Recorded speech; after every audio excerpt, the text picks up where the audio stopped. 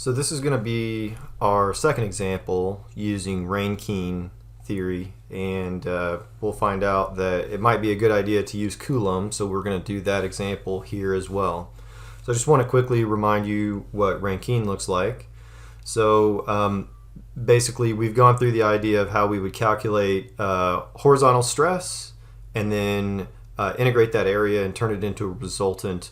And Rankine says that the resultant, and in the last example I called that RA, is going to be inclined by the same magnitude beta as the backfill material is. And so this is the equation that we would use to calculate the active stress, and this is the equation that we would use to calculate the resultant. Last time I called that RA. And so we're going to go through this for passive also, but we're going to ignore it. So here's what our problem looks like. Oh, that's not very good.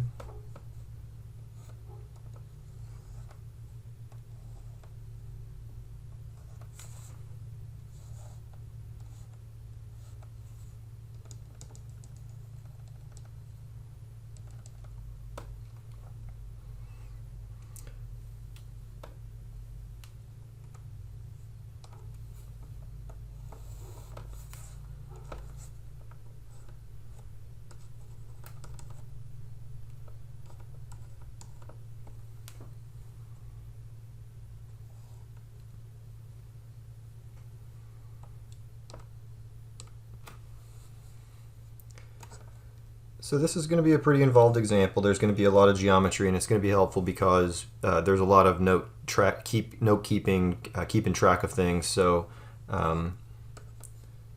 this top dimension is 1 foot. The bottom dimension is 7 foot.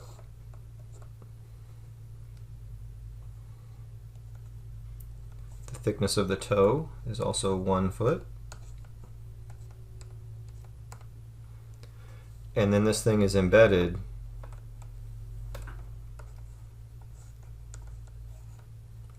(2.5 feet). This dimension is 1.5 feet, and this dimension is 3 feet. So that makes this dimension 2.5 feet.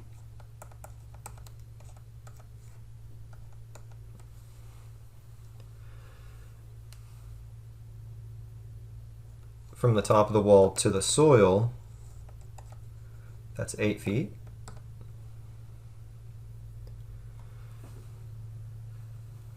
And the wall material is being retained, has a unit weight of 115 pounds per cubic foot, a cohesion of 0, and a friction angle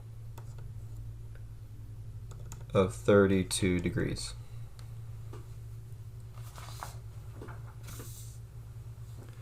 So the first thing we need to do is calculate what the active pressure is, and so we need to know what K is. So we're going to use this K equation. And so we've got the cosine of 10 degrees minus the square root of the cosine squared of 10 minus the cosine squared of 32. I did get a question about what cosine squared is, so let me go through that right quick. So cosine squared of an angle is cosine of that angle times the cosine of that angle.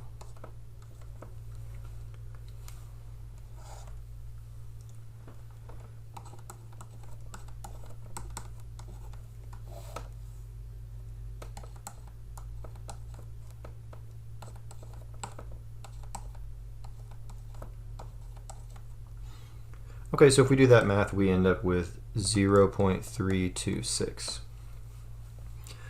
Okay, so our intent is to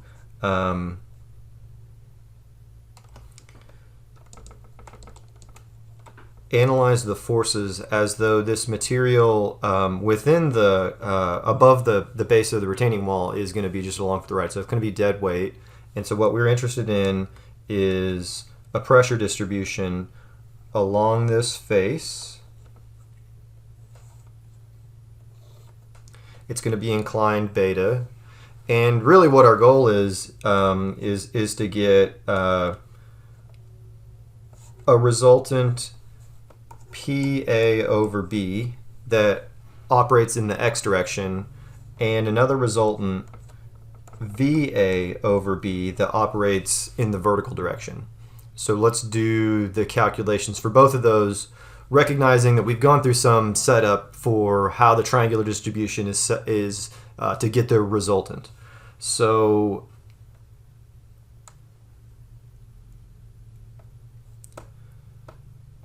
PA over B is 1/2 KA gamma h squared. And in this case, I'm going to put the cosine on here because we're interested in the horizontal direction. And you'll see right away some kind of confusion about, is this PA or is this PA? And you'll see that confusion presented in different books. In the last example, I called this RA because it's more like a resultant of the total, both of those vectors, the VA and the PA put together. So let's just focus on the horizontal direction.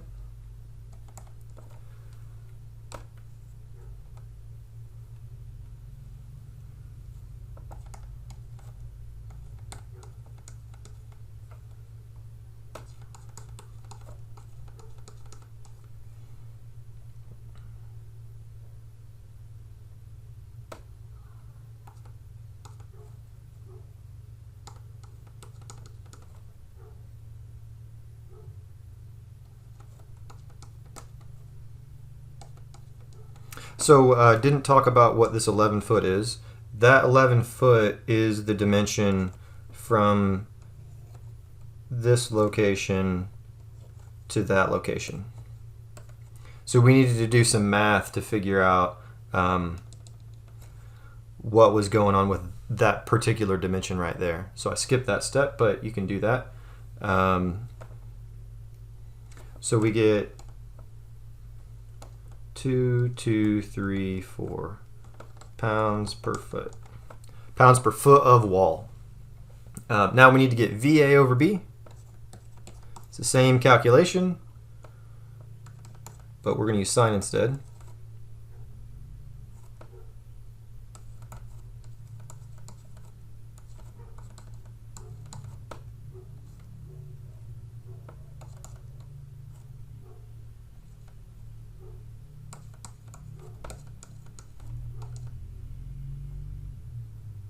Oops, I put cosine there. We need to put that in sine.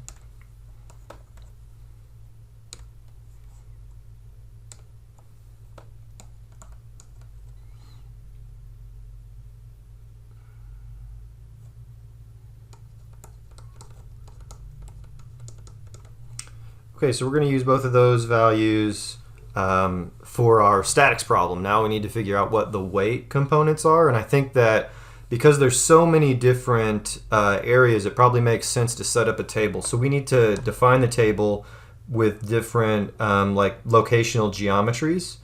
So let's call the center section, that'll be section 1, and this wedge will be section 2. The base plate will be section 3. This is section 4. And this is section 5. So there's a little triangular wedge of soil above section 4. So we're going to set up a table for calculating the areas first, and then we'll multiply that by a unit weight, and then and then that will give us the weight per foot of wall. And then we'll put a location in for where the resultant for that weight would be. And then we can multiply the weight times the location to get a moment. And we'll use all of those things in a kind of a table format to do the calculation. So let's set that up.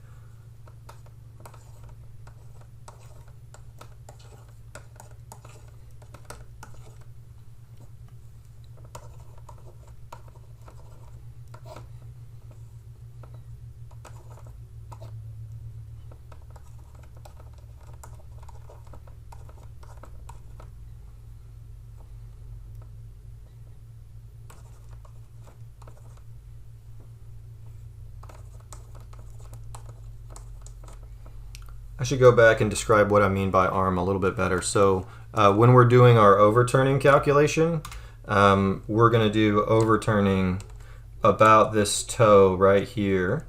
And so these are downward forces. So we want to know what this dimension is right here. We're going to call that arm. So the distance from that point of rotation is going to be in a dimension in feet, and that's our moment arm. So for area 1, it's 1 foot thick.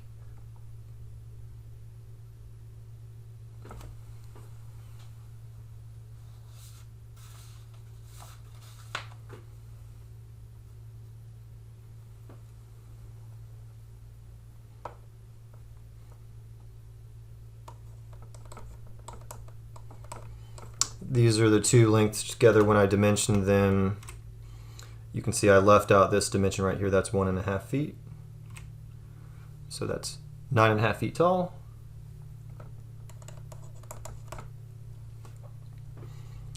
Section 2 is the wedge, so it's going to be a triangular shape. So that's the 1/2 base, 0.5 times height, which was also 9.5.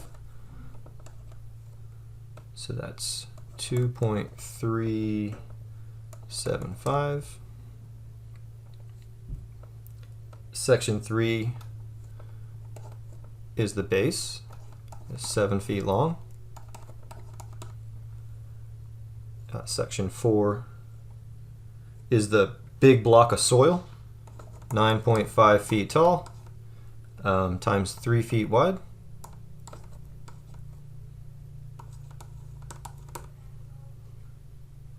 And then the last is the tiny little wedge of soil that's above that. So wedge is 1/2 base times height. So the base is 3 feet, and the height is 3 feet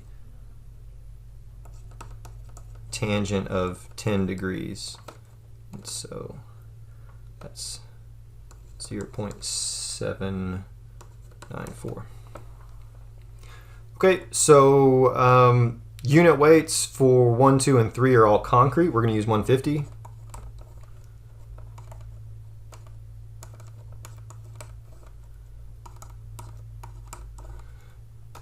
And then for the soil, it's 115.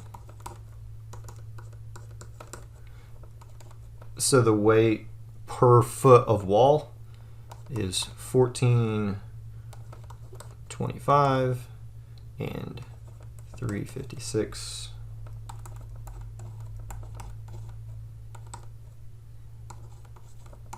So the most weight is the soil. And if we add all of those up, we get 6199.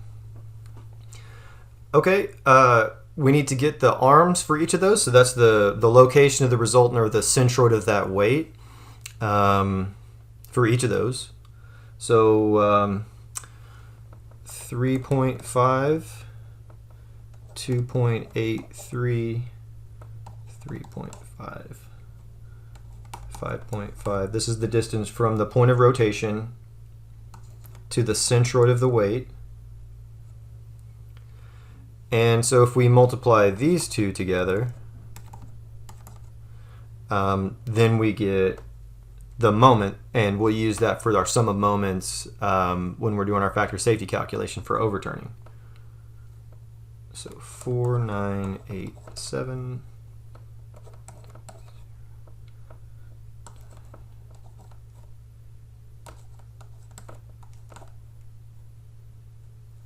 So the soil is pretty far back, and it's very heavy, so it's going to have the biggest effect. That's why extending the heel is very helpful.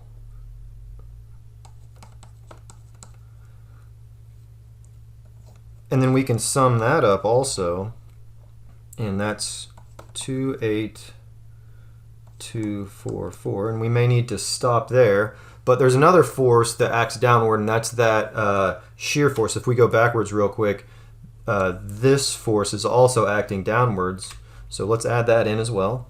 So we've got VA over B, and that thing is, we calculated as 394, and it's at the very back of the wall, so that's 7 feet from the toe. So it's adding 2758 pound-foot per foot of wall, and if we sum that up again for all of the downward forces, we get 6593, and all the moments we get 31002. So we need to talk about the horizontal forces. We've added PA over B, and we could have calculated passive pressure if we wanted to, but we're going to neglect that this time. So what our goal is, we need to get the factor of safety for sliding and then for overturning. So for sliding, it's a sum of forces in the x directions question, and then so we need to get all the forces. One of the forces we're missing right now is the friction along the bottom of this wall. So there's a frictional force. This thing's going to slide, and at the bottom there's a resistance. So what's that magnitude? So that equation is going to be the sum of forces in the vertical direction times a coefficient of friction. And coefficient of friction is, in this case, tangent of 2/3 of our friction angle. So that ends up being 0.39. And so in terms of the factor of safety for sliding, we've got a resisting force that's the friction at the bottom over the driving force, and so we end up with 6593 times 0.39 over 2234. So that factor of safety is 1.15, and that's less than what we would hope of 1.5. So this thing fails. It's not safe enough. So we're going to do Coulomb next. We want to finish this example out with Rankine, so we're going to do overturning before we do that. But Coulomb is going to allow some additional frictional downforce at the back of the wall, which will help increase the frictional component, and it will reduce the horizontal force component. So we get a win-win with Coulomb. It's a little bit more work to do the calculations for Ka, but let's do overturning next for Rankine.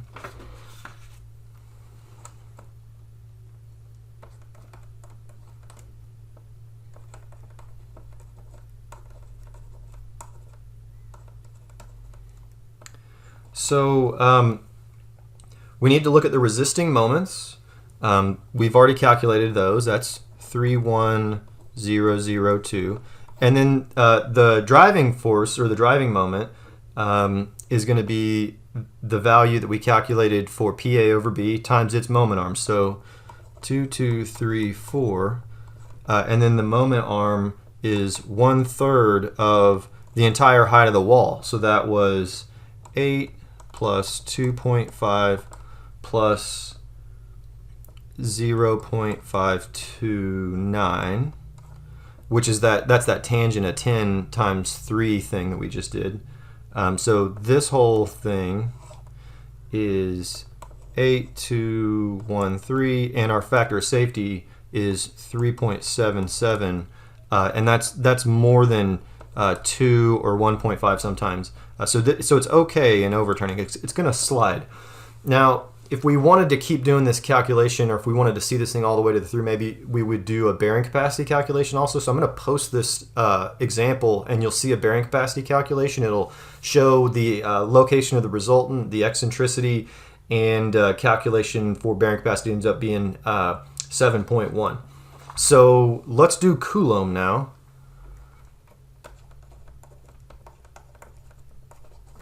So Coulomb allows an angle at the back of the wall, and then it also allows for friction along the back of the wall also. So its Ka calculation is much more involved. I'm going to skip writing it. It's 0.3123. I am going to do another Coulomb example. And then the wall friction that we'll use is just going to be 2/3 of the soil friction angle. So 2/3 phi is 21.33 degrees. And if we go through and we calculate PA again, PA over B, with our new K,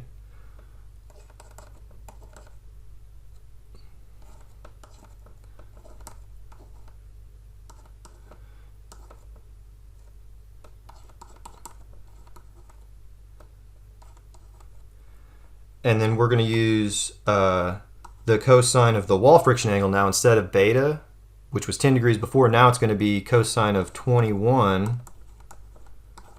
So this value is going to go down.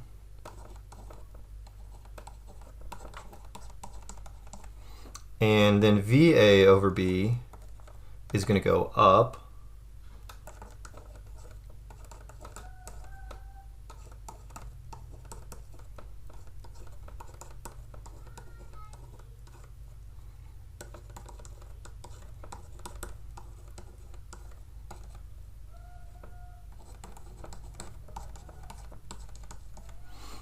Okay, so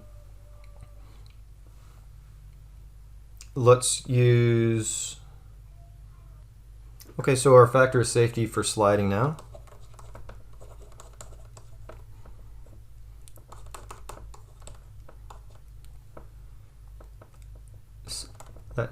Coefficient of friction. And now we've got a little bit higher value for our vertical force.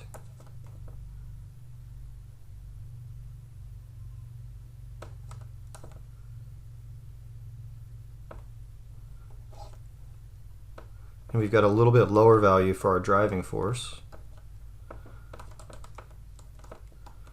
And so it's going to be acceptable. Same thing for overturning.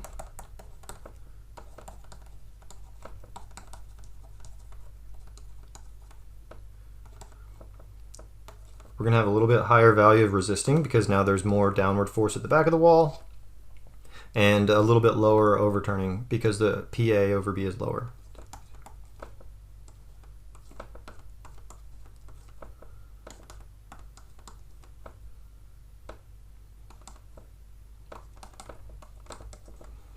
Okay, so the bearing capacity calculations will be a little bit different because the resultant is inclined in a different way. So B prime will be a little bit different, but it ends up also being acceptable, of course. So pretty long example. This is the type of problem that would be on a test. Typically on a test, I would not have as many areas.